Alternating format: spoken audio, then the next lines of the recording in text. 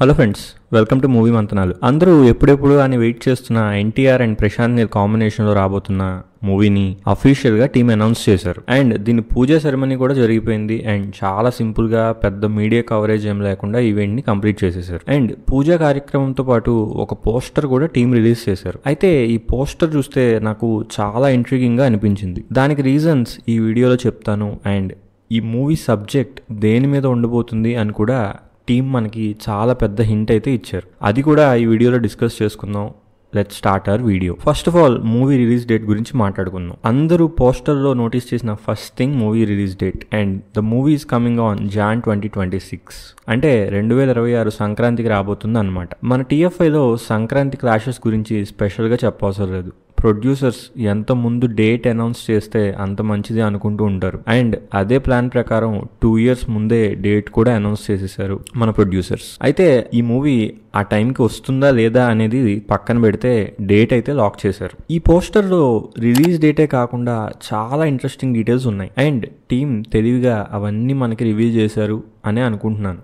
ఇందులో ఉన్న first detail movie జరగబోయే ఇయర్. ఈ పోస్టర్ని కొంచెం జూమ్ చేసి చూస్తే మీకు క్లియర్గా 1969 అని కనిపిస్తుంది. దీన్ని బట్టి అర్థమయ్యేది ఏంటంటే ఈ మూవీ 1960-70s టైంలో జరుగుతూ ఉంటుంది అని. అండ్ ఇక్కడ ఇంకో ఇంట్రెస్టింగ్ థింగ్ ఏంటంటే ప్రశాంత్ నీల్ డైరెక్ట్ చేసిన KGF కూడా దగ్గర అదే పీరియడ్లో జరుగుతూ ఉంటుంది. ఇది KGF యూనివర్స్కి పక్కాగా లింక్ అయి ఉంటుంది అని నేను చెప్పలేను, కానీ ఆ ఛాన్స్ అయితే మనం ఇగ్నోర్ చేయలేం. ఇంకా ఈ పోస్టర్లో మనం అబ్జర్వ్ చేస్తే చాలా కంట్రీస్ నేమ్స్ కూడా ఉన్నాయి. భూటాన్, పాకిస్తాన్, బెంగాల్, చైనా, ఇవన్నీ ఇండియాని సరౌండ్ అయి ఉన్న నైబరింగ్ కంట్రీస్. అండ్ ఇక్కడ ఇంకో ఇంపార్టెంట్ డీటెయిల్ ఏంటంటే ఇక్కడ గోల్డెన్ ట్రయాంగిల్ అని కనిపిస్తుంది. అసలు గోల్డెన్ ట్రయాంగిల్ అంటే ఏంటి అని ఒకసారి చూద్దాం. ఈ ప్రెసెంట్ డేలో చాలా ఫాస్ట్ గా డెవలప్ అవుతున్న సౌత్ ఈస్ట్ ఏషియన్ కంట్రీస్ అన్ని 1960-70s టైంలో నార్కోటిక్స్ బాగా సప్లై చేసేవి. Thailand, Myanmar and Laos countries యొక్క బోర్డర్స్ అన్నిటినీ కలిపి ఈ golden triangle or golden crescent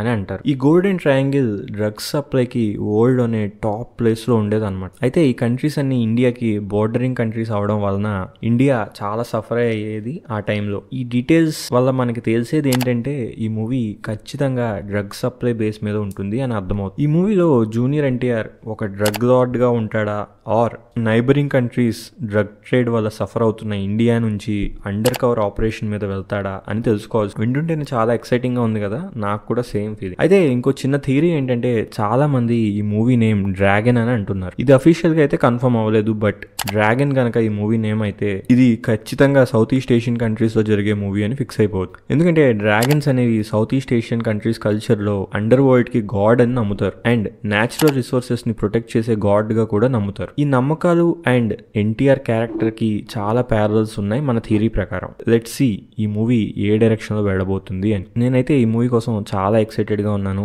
and movie A direction లో వెళ్ళబోతుంది అని తెలుసుకోవడానికి కూడా చాలా ఈగర్ గా వెయిట్ చేస్తున్నాను. మీకు గనక ఈ వీడియో నచ్చి ఉంటే మా ఛానల్ ని లైక్ చేసి సబ్స్క్రైబ్ చేసుకోండి. ఇది మా ఛానల్ కి బాగా హెల్ప్ అవుతుంది. See you in the next video.